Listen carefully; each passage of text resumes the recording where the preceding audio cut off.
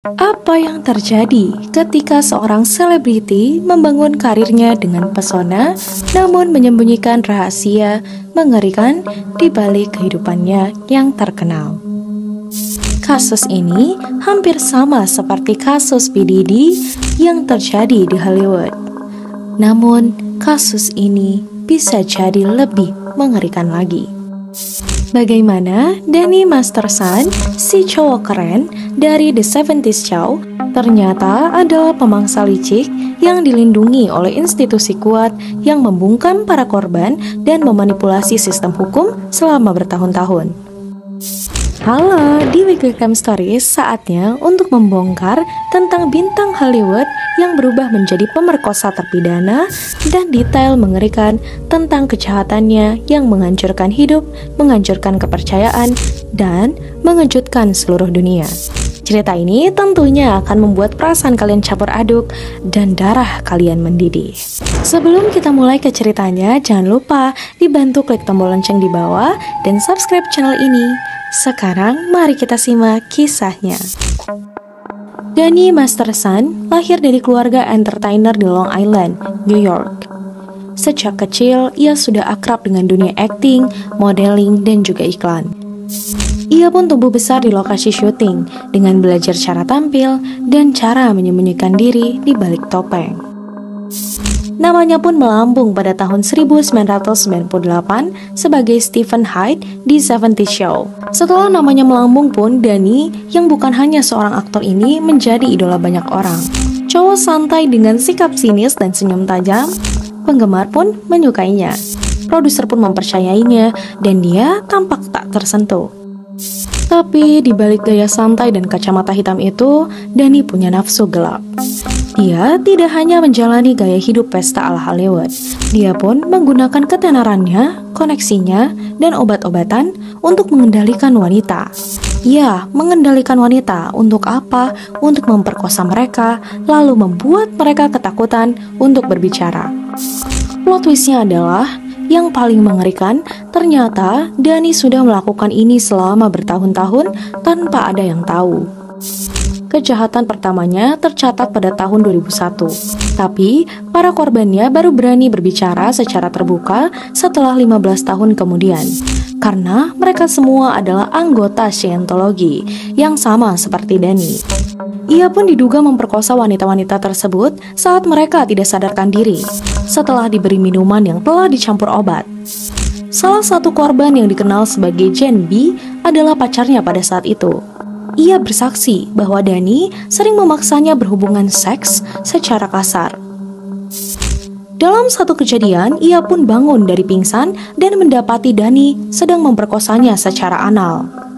Saat itu, ia mengonfrontasi Danny dan Danny hanya menjawab, "Kita cuma berhubungan seks, apa masalahmu?" ujar Danny sendiri. Korban lainnya pun yang bernama Christina B datang ke rumah Danny untuk menghadiri sebuah pesta. Setelah ia meminum satu gelas minuman, ia pun akhirnya blackout. Dan ketika sadar, Danny sudah di atas tubuhnya. Christina yang terus mencoba melawan dengan berteriak, tapi Danny tetap menindihnya dan berkata, "Kamu gak kemana-mana." Setelah itu, Danny pun meludahinya, dan korban pun kembali pingsan. Dan saat para korban ini pun melapor ke pihak Scientology, mereka hanya bilang, "Tidak mungkin memperkosa seseorang yang sedang kamu pacari." Kalaupun mereka ke polisi, mereka akan dicap sebagai suppressive person atau orang di dalam Scientology yang memiliki kepribadian antisosial. Mereka jelas akan dikeluarkan dari komunitas Scientology sendiri, dijauhi keluarga dan teman, dan kehilangan semua yang mereka punya. Bukan hanya takut akan reputasi, mereka takut akan keselamatan jiwa mereka sendiri. Setelah mencoba berbicara, para korban pun diteror habis-habisan. Mereka dibuntuti. Telepon mereka disadap, salah satu pun kehilangan anjing kesayangannya secara misterius. Yang lain mendapati sistem keamanannya pun dirusak oleh seseorang yang masuk ke rumahnya secara diam-diam. Mengerikan sekali. Namun Danny, ia hanya tetap bekerja. Tetap tersenyum di depan kamera, tetap berlagak tak bersalah, sementara para korbannya hidup dalam ketakutan dan trauma yang mendalam. Pada tahun 2017, aktris Leah Remini, mantan Scientologist yang jadi pembongkar, mendorong para korban untuk berbicara. Dari sinilah kasus itu pun mulai dibuka. Tapi, pihak gereja dan pengacara Dani melakukan segala cara untuk menunda proses hukum itu. Tahun 2020, Master Sun resmi didakwa dengan 3 tuduhan pemerkosaan. Tapi, gangguan pun terus berlanjut. Bahkan, jaksa penuntut pun menyebut kasus ini sebagai yang paling rumit karena tekanan psikologis yang luar biasa terhadap para korban. Setelah Dani dihukum, tim pengacara Master Sun ini membocorkan dokumen rahasia tentang para korban ke pihak luar, termasuk pengacara Scientology dalam kasus perdata lain. Ini bukan sekedar kelalaian, melainkan ini adalah sebuah teror yang masih berlanjut. Sidang ini pun jelas penuh emosi. Para korban, sekarang yang berusia 40-an, akhirnya berdiri di depan orang yang telah menghancurkan hidup mereka. Kesaksian mereka pun brutal. Mereka tak hanya berbicara tentang pemerkosaan, tapi juga dampak panjangnya seperti depresi, mimpi buruk, pikiran bunuh diri, dan salah satu korban pun berkata, "Sejak saat malam itu, aku hidup dalam penjara yang aku buat sendiri." Dani Master Sun, dia tak menunjukkan penyesalan sama sekali. Tak ada permintaan maaf, tak ada rasa bersalah, hanya wajah dingin dan penyangkalan. Tepatnya Mei 2023, Dani pun divonis bersalah atas 2 dari 3 tuduhan pemerkosaan. Yang ketiga berakhir dengan mistrial.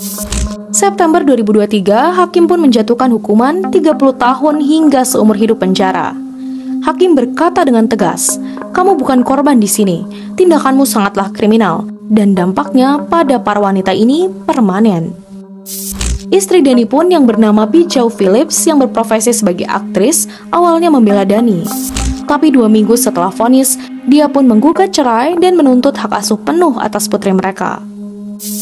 Dani Master Sun bukan cuma seorang pemerkosa.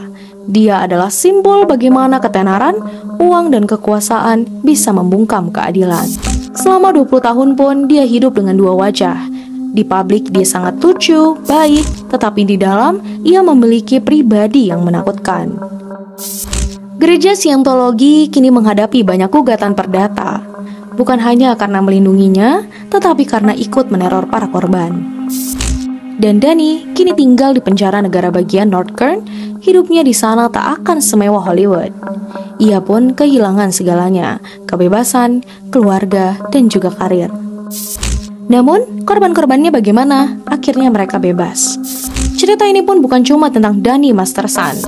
Ini tentang kekuasaan, pengkhianatan, dan keberanian untuk bersuara ketika semua orang memilih diam. Kalau para wanita ini tidak melawan ketakutan dan trauma mereka, Dani mungkin masih berkeliaran di luar sana. Jadi, jangan lupakan nama-nama mereka seperti Jen B, Christina B, dan Anne Trout. Keberanian mereka lah yang mengubah segalanya. Berikut adalah kasus yang spesial dari Weekly Crime Stories malam ini, yang hampir sama sebenarnya seperti P. Diddy, yang dimana kasus pelecehan seksual, pembiusan, dan juga manipulatif, serta karena P. Diddy memiliki uang jadi dibantu untuk menutupi kasus tersebut. Tapi kita harap semoga tidak ada kasus seperti ini lagi di masa yang akan datang. Terima kasih kalian telah menonton Weekly Crime Stories. Bagi kalian yang menyukai kisah misteri seperti ini, jangan lupa untuk dibantu diklik like, komen di bawah, dan juga subscribe channel ini, serta share ke rekan dan keluarga kalian semua. Dukungan kalian sangatlah berarti bagi kami, agar kami terus menghadirkan kisah-kisah yang harus didengar oleh dunia. Tetap aman, tetap waspada, dan tetap terinformasi. Tunggu kisah menarik lainnya ya. Terima kasih.